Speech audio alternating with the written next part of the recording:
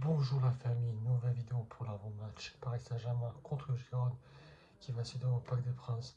Mais avant de commencer cette vidéo, n'hésitez pas à vous abonner, c'est très important de liker et de partager. C'est parti.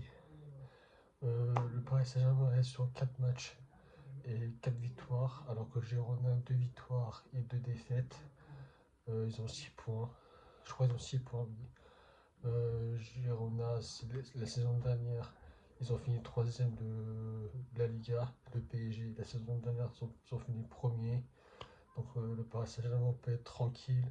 Mais attention à cette équipe de Girona, ils ont Dovbyk, pas Dovbyk, Ukrainien, je sais pas comment il s'appelle, mais il y a un Ukrainien. Parce que Dovbyk, il est parti à l'AS Roma. Ils ont perdu de très grands joueurs, comme le Brésilien qui s'est fait manger par Vinicius la saison dernière. Euh, mais je vous dirai ça dans la prochaine vidéo quand Girona va affronter notre équipe. Ça va être un match piège pour Girona.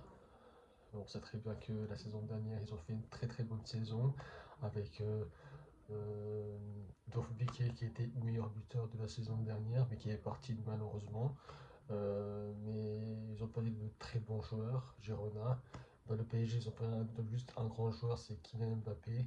Et Manuel Ugarte, qui est parti qui est parti à Manchester United. C'est un très gros dur pour le Paris Saint-Germain de perdre ses deux meilleurs joueurs la saison dernière, à part Ugarte, qui en milieu de tableau, il n'était pas très très bien. Face à Dortmund, il n'était pas bien. C'est pour ça qu'il était vraiment sur le banc, parce qu'il n'était pas très très bon. Kylian Mbappé, la saison dernière, il a fait une bonne saison, mais en plus il est nommé Ballon d'Or, donc c'est mérité. Mais Kylian Mbappé, malheureusement, il est parti au Real Madrid. Là, c'est à ce que quand il y aura un match Paris Saint-Germain, Real Madrid en Ligue des Champions cette année, est-ce qu'il sera applaudi? Ça, je ne sais pas.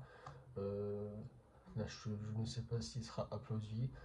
Donc, le Paris Saint-Germain, ils ont un homme très très en forme, c'est Barcola et Ousmane Dembélé qui ont marqué 3 buts et l'autre a marqué 4. C'est Barcola a marqué 4 et Dembélé a marqué 3.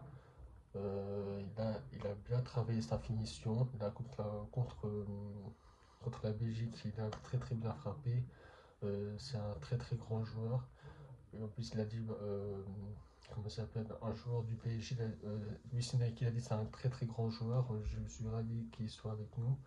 Le Paris Saint-Germain, ils ont, ils ont de la chance d'avoir un très grand joueur comme Ousmane Dembélé. Mais on sait très bien que ces dernières années, Ousmane Dembélé, la finition n'était pas très très bonne, mais là, la finition, ça va. J'ai pas regardé les matchs du PSG, mais j'ai regardé les matchs du Real Madrid. Je sais pas s'il a fait un très très bon match ou un bon match, mais à ce qui paraît, il a fait un très très bon match. Un 7 sur 10 ou un 8 sur 10 sur l'équipe. Donc, c'est un match facile pour le Paris Saint-Germain contre Girona. Je crois qu'il y aura 4 ou 5 buts d'écart, si je ne me trompe pas, ou peut-être 2 buts d'écart ou un but d'écart. Euh, donc, euh, ça se voit sur le terrain. C'est pas le pronostic qui sera la bonne.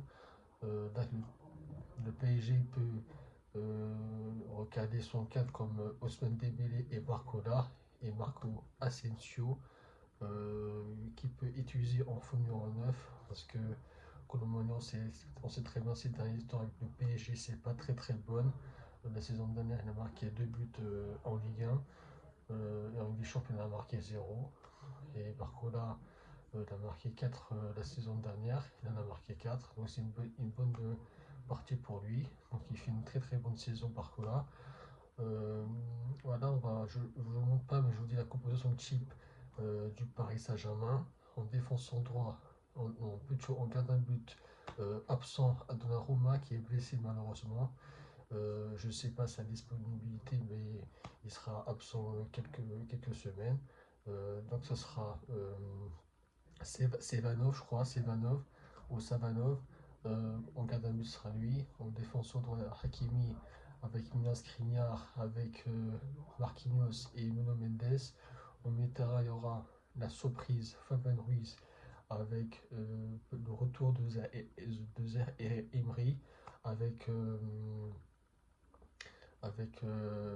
Joe Neves, et en attaque il y aura Asensio, Barcola et Ousmane Dembélé. Donc voilà, c'est la fin de cette vidéo. J'espère que ça vous a plu.